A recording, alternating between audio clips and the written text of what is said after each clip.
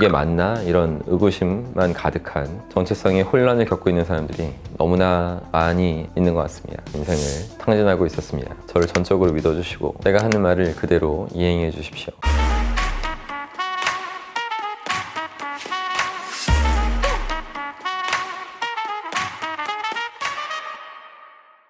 안녕하세요. 여러분의 심리 멘토 박스인입니다. 이제 막 20, 30대를 시작한 분들이라면 꼭 아셔야 될 게 있어요. 그 전에 제가 질문 하나 드려볼게요. 여러분들은 도토리와 인간의 가장 큰 차이점이 무엇인지 아시나요? 뭐 뜬금없죠. 이렇게 느낄 수 있겠지만 오늘 할 얘기에 정말 중요한 부분을 담고 있어서 질문 드렸습니다. 미국의 어느 심리학자가 도토리와 인간의 차이를 이렇게 표현했어요. 도토리는 자기가 누구인지 몰라도 참나무가 될 수 있다. 하지만 인간은 자기가 누군지 모르면 절대 참다운 자기 자신이 될 수 없다. 이게 무슨 말이냐면 심리학에서는 나는 누구인가, 앞으로 어떤 사람이 될 것인가, 세상 속에서 어떤 역할을 할 것인가에 대한 그런 종합적인 가치 인식, 이것을 자아 정체성이라고 하는데, 이 자아 정체성이 확립되지 않은 사람이 너무나 많은 게 문제죠. 이 자아 정체성이 확립이 안 되면 절대 참다운 나로서 살 수 없고, 이게 맞나? 이런 의구심만 가득한 그런 삶을 살 수밖에 없다는 겁니다. 이런 자아 정체성의 중요성을 보여주는 사례가 있는데, 여러분들 그 유명한 영화 있어요. 예전에 어렸을 때 봤는데, 장군의 아들,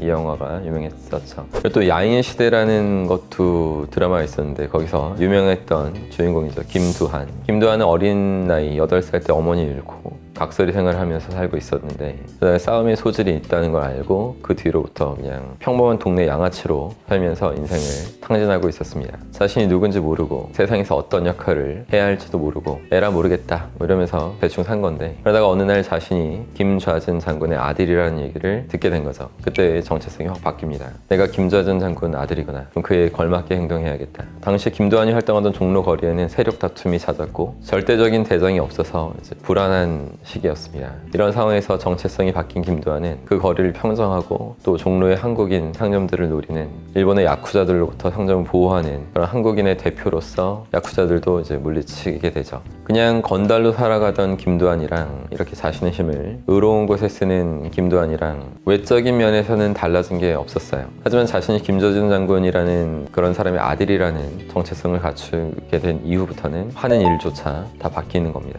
이런 식으로 정체성이 바뀌어서 인생이 바뀐 또 다른 사례가 있는데, 세계적인 베스트셀러죠. 부의 추월 차선을 쓴 저자로 유명한 사람인데, MJ 드마코라는 사람. 그 어머니가 원래는 담배를 아주 많이 피는 흡연자였다고 해요. MJ 드마코 어머니는 평생 담배 끊으려고 노력을 했는데 잘 안 됐고 계속 흡연을 하면서 살았는데, 어느 날 자신이 임신한 그 이후부터는 문득 자신이 어머니라는 그런 정체성이 생긴 거죠. 그 뒤로부터는 그냥 자신을 한 여자로 보는 게 아니라 한 아이의 어머니로 이렇게 인식을 하기 시작한 겁니다. 이렇게 자아 정체성이 바뀌면서 평생 끊을 수 없었던 그 담배를 한 번에 확 끊어버리게 된 겁니다. 정체성이라는 것은 인생에 있어서 굉장히 중요한 개념이죠. 근데 지금 우리나라 20, 30대 중에서는 아직도 자신의 정체성을 제대로 확립하지 못하면서 주변 반응에 휩쓸려가는 정체성의 혼란을 겪고 있는 사람들이 너무나 많이 있는 것 같습니다. 이 정체성을 제대로 확립하기 위해서는 어떤 큰 사건이 있거나 아니면 무의식에 대한 지식이 정확하게